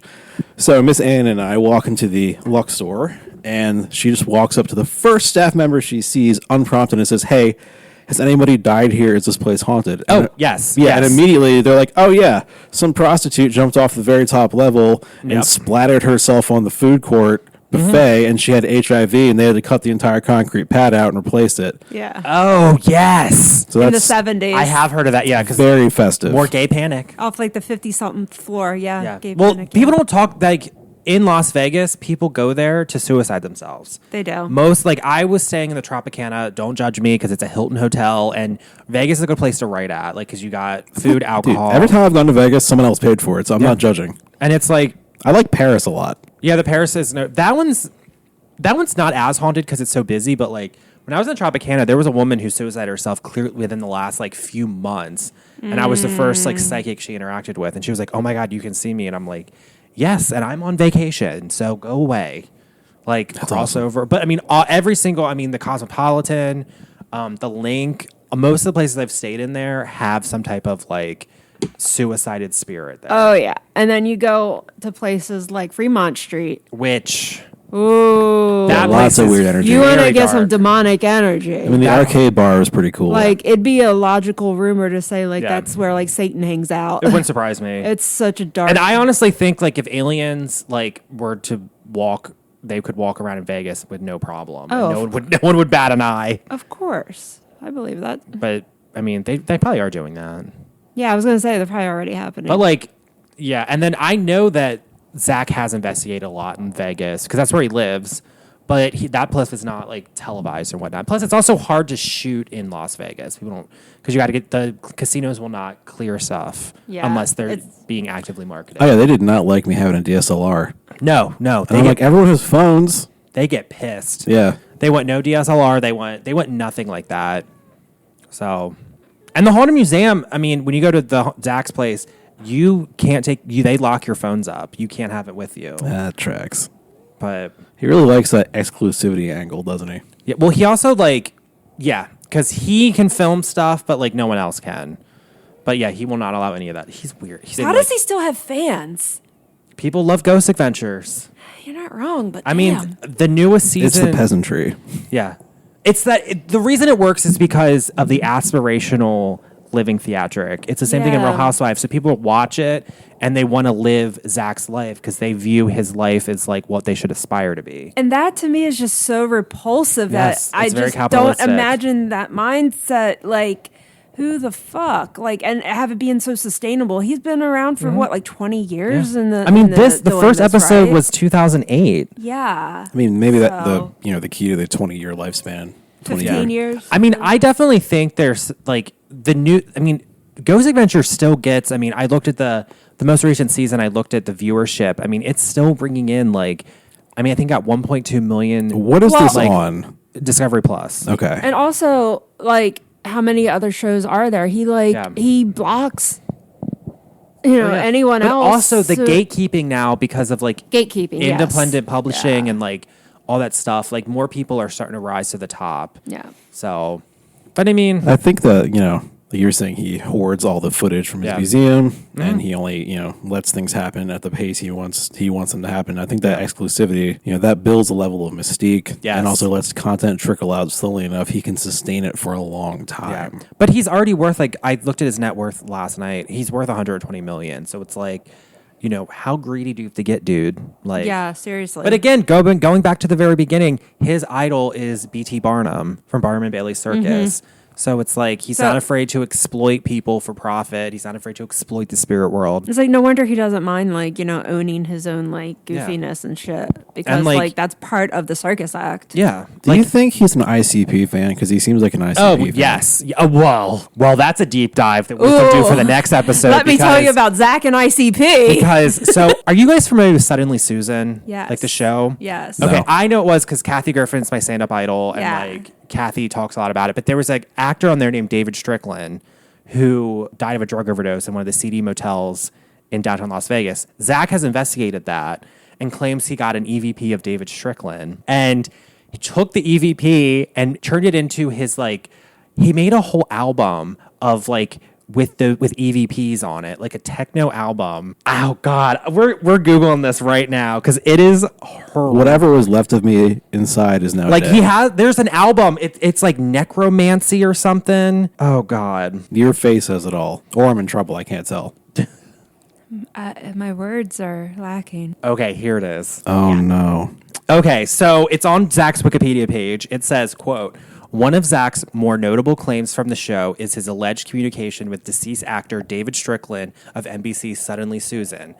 Strickland died by suicide at the Oasis Motel in Las Vegas in 1999. Baggins claims to have recorded Strickland's voice nearly a decade following his death and included this recording in a track on the album Necrofusion. No, stop. Oh Is my God. it C or K? It's C. Okay, because that would be even worse if it was any K. Oh my God, can you imagine? It wouldn't surprise me. Fuzion.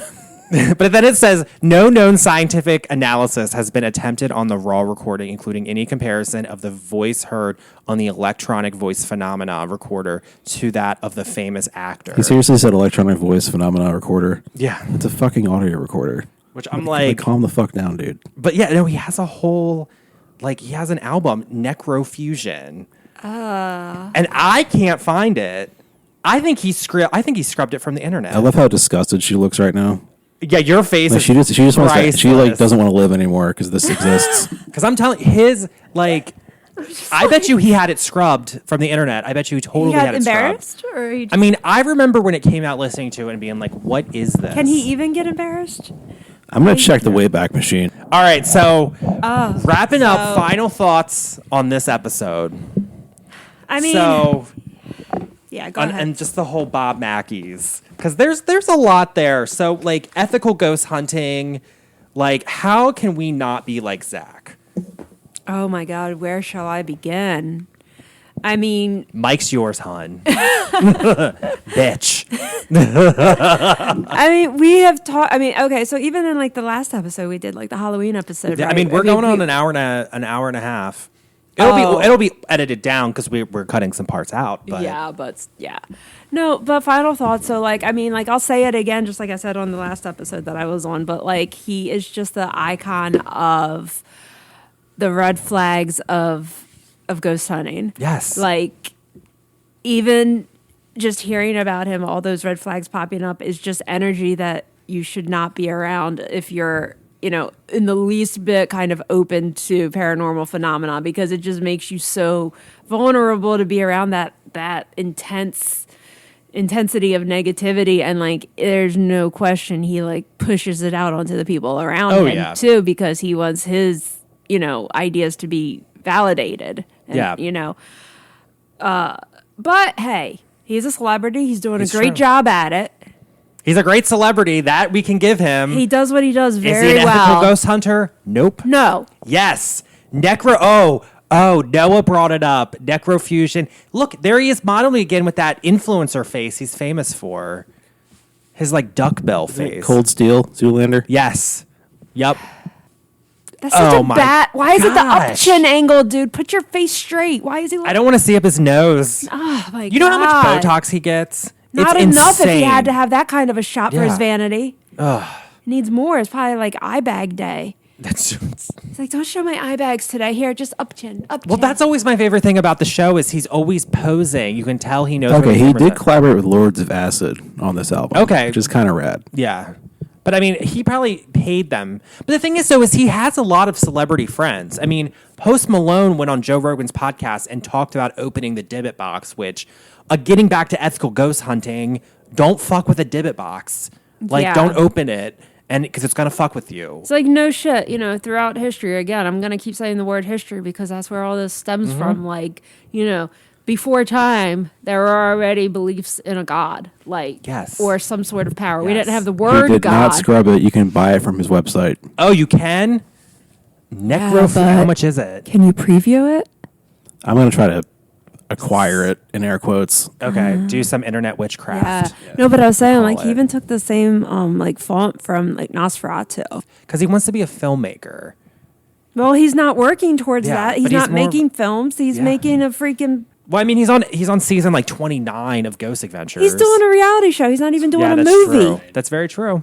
I want to do this thing that I'm never going to try doing. Yeah. He's a documentary person. Oh. So let's end this with this. So don't provoke demons. Don't provoke ghosts. Be ethical when you ghost hunt. They're dead. They're humans. Treat them the same as you would treat any other human. And it's like these people, their physical bodies have rotted and gone away, but they're not actually...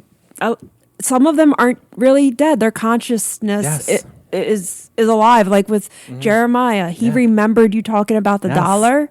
I mean, that's a live interaction. I don't think that's not a dead person. And like, are these like the idea is like people are stuck between here and there. Yeah, is that okay? Like, do they know they're stuck? Is this some of them know? Some of them have a reason for it. Are they making a conscious choice? Is it all subconscious? Both. That's true. Do they know they're? I mean, there's a lot of questions I have. I mean, I have been around ghosts that I tell them like, "Do you know you're dead?" And they're like, "Huh?" Oh yeah, like that's one of the things you're not supposed to ask. You're not supposed to remind them that they're dead because it could upset them. Yeah. They know they're dead and they're just like, "Yeah, I'm staying here, you know, until like my grandson graduates college or like, you know, whatever." Like they're very purposefully here. Yeah. But then I think the majority are just stuck. Oh, yeah. They don't know it. So, final thoughts with this. What are your thoughts on, like Ghost Adventures, like, ticketed ghost hunting events? Because that's something that, like, came up in the second episode was before they taped that, they did a investigation where people paid to investigate Bob Mackeys with them. Let me just cut you off. I'm so sorry to interrupt you. No, you're fine. I could not hold it in. Let it out. But show me your rage. Yes. Pop off, hon. That's one of the things that I have like seriously been mad at for almost 30 years, 26 years. So like, okay, so 1998, right? That's when I formed Spirits Wake, and I was 14. So if you want to do the math, you can figure out how freaking not young I am. Gonna be soon next year. But it was, at first, it was like people would just hang up on me when I was calling to ask to investigate. And then it got to be, oh, you can come in, but don't tell anybody that you're doing this. And then, more years down the road, more into it, it was, you just didn't get to do. That's not how it worked. You didn't call and like promote yourself. Like you had to be found and invited. And if they hadn't already heard of you, like on TV or something, then they didn't want to waste their time with you. And then it was, oh, now everyone's charging. So it's like there's another place in PA that has been on nearly all of these investigation shows and reality TV shows. Is it Eastern or Western Pennsylvania? No, I don't know geography. Don't ask me that stuff. Yeah. But it's the one right next door to the other one you were talking about. Oh, I know where. Okay, I think I know where you're talking about. The other one. It's in East Virginia. Yeah. I mean, it's very Eastern. Wink, wink. But no, Ghost Hunters did that, and they got like shot. That was their Halloween episode. They did a live Halloween. Was it episode. at Eastern State? Yeah. Yeah.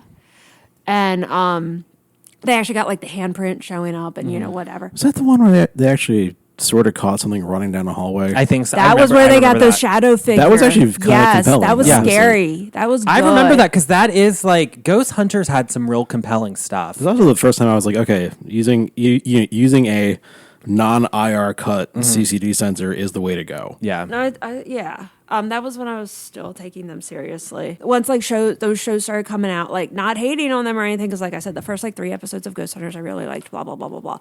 But because it started to become in like this industry, now everywhere I wanted, anywhere to investigate, people wanted to charge. So like this is Eastern State. I guess it's okay. We could use a name since they did the live episode of it, whatever.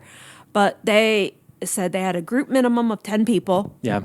Doesn't work for me because it was like me and whoever I could talk into coming along with me at the time.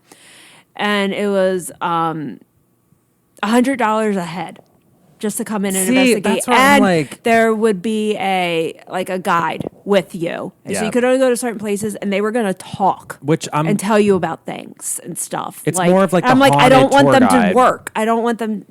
Please don't be a haunted tour guide. Yeah. Like, that people make a business from it. I find it so disrespectful. It's exploitative. It's so exploited, and it's wrong. I mean, just like from like my moral compass is pointing to like just like wrong, like just spinning out of control when it comes to this stuff. That's why like I don't know the latest and greatest, because like it hurts my fucking soul to to see what's out there, because I get so violently angry at it. And it's all just, it seems like, these historical societies or whatever, they set up ghost tours and, to try to revive ticket sales. I mean, there is a way to do it. There's a way to do it. But you still have to be ethical. But you have to be ethical, and people just decide, they don't look at the whole picture of what's involved. They look at, oh, this building, is this safe to open up for tourism? And also with this building,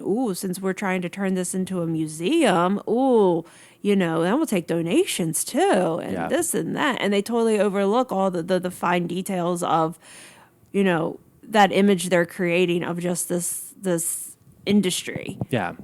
And it's just disgusting, because it really needs to be more, in my opinion, it needs to be more of, this needs to be taken more seriously and more like our field research team kind of approach versus this anybody who has $100 to spare. Yeah, because I mean anyone can get a spirit box on Amazon. It's like and I've done these ghost tours. Yeah. I've done the stuff at Gettysburg where they either let you use equipment or bring your own equipment, and it's just a free for all. The ghosts know people are going there specifically for the ghosts. So that's what I'm getting at. Yeah, like they know, the ghosts know what's up, and also the people though, they egg them on. Oh yeah, and it's like they're exhausting them.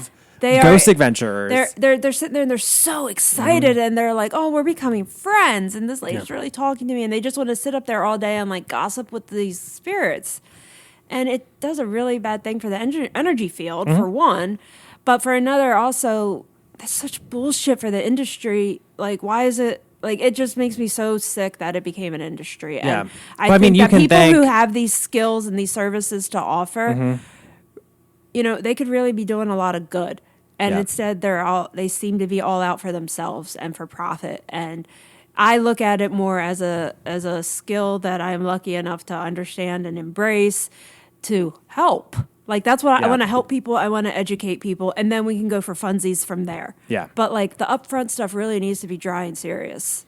And I just don't see enough of that. And I think a lot of that has to do specifically with Zach. Yeah. Because of how he is. And he just dominated the field. Because there was Ghost Adventures, there was like Scariest Places on Earth in the early 2000s.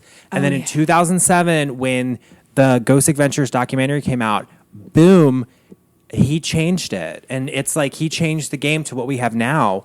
And I mean, I do credit him with like sustaining paranormal reality television and kind of, but at the same time, I'm like, it needs to change again. I think it's slowly starting to change. Like we talked about Kindred Spirits. I think and I also think when like, you know, but it's on a swing. Like I said before, civilization is cyclic. So we're going to go through this obnoxious phase. Then we're going to have the people who speak up and try to make it legit. And then that's going to get boring and we're going to go off the charts again. Like, we're so fucking, humans are idiots. But specifically with Bob Mackeys. So he paid like 100 people paid to investigate with him, like early Ghost Adventures. But like they interviewed several people that were there.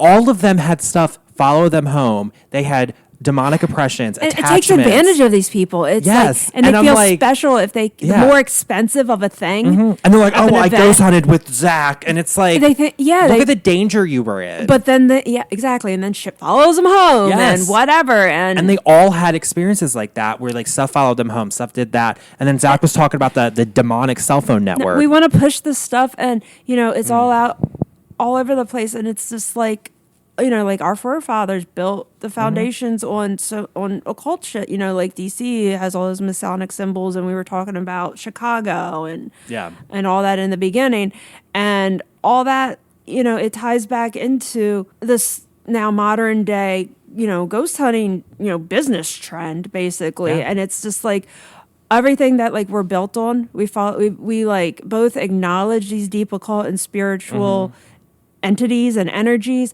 and at the same time we act like they don't we refuse to believe in them, acknowledge them, so we just exploit them because it's part of our history, but of course it's not actually a real thing. It's just part of our history, so we're gonna No, I get that. Same thing they did to like the Salem witch trials. They took a real small chunk of history because it was like eight.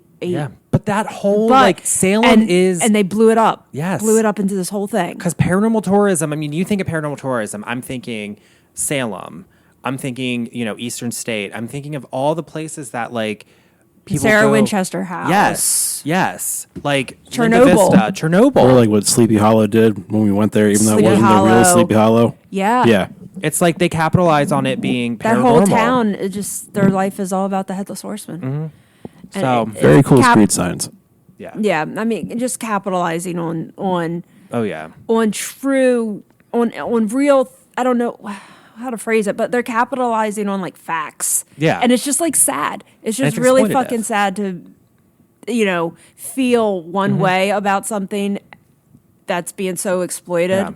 And I mean, we don't have a voice yet. Yes, and Ghost Adventures is like the infomercial for all this shit. Yeah, and then it's like, it is. You're laughing at it because I'm laughing because it's a perfect description. Yeah, because it's like they're infomercials. For Zach Baggins is the Ron Popeil of the paranormal world. Oh totally. Said it. So with that, do you have any plug your stuff? Yeah, so if you guys don't know by now, I'm ParaAnne. That's there are two A's, so ParaAnne. It's all one word. You can find me all over social media. I am on the Facebooks. I'm on the Instagram. I'm on the YouTube. Definitely find my events through Haven's Facebook page. Next one coming up, we are doing our And this will come out right before Christmas. Yeah, perfect. So, wait, like after December 8th? I got, let's see, it'll be December. Yeah, it'll probably come out that week. Okay. Well, our next seance is going to be in December. Okay. So just keep an ear out for the exact date. And we're doing ghost hunt, or I should say, I hate ghost hunting because that sounds so bro-y. Paranormal investigating, ethical paranormal investigating through Haven. Yes. I will be there. Yes. It'd be myself, Derek, and Linnea. Derek. Oh, shoot. No, it's totally fine. You haven't met him yet, have I know. They know who I am. Well, my UFO was in the backyard. I know. Because I beamed down from my UFO to do these. You gotta like take your skin off so I can see like your wonderful drag self. Ooh. Alien skin has to come off. Ooh, it's shiny. Yeah, that's how we hang. All right. So with that, you have any final thoughts, Noah? And thank you for letting me park my UFO in your backyard. Yeah. Figured you would love it. It has graffiti on it. So with that, guys, follow me on ZenobiaDarlingCreative.com, all that stuff. And yeah, like and subscribe everywhere. And I will see you guys later. Bye.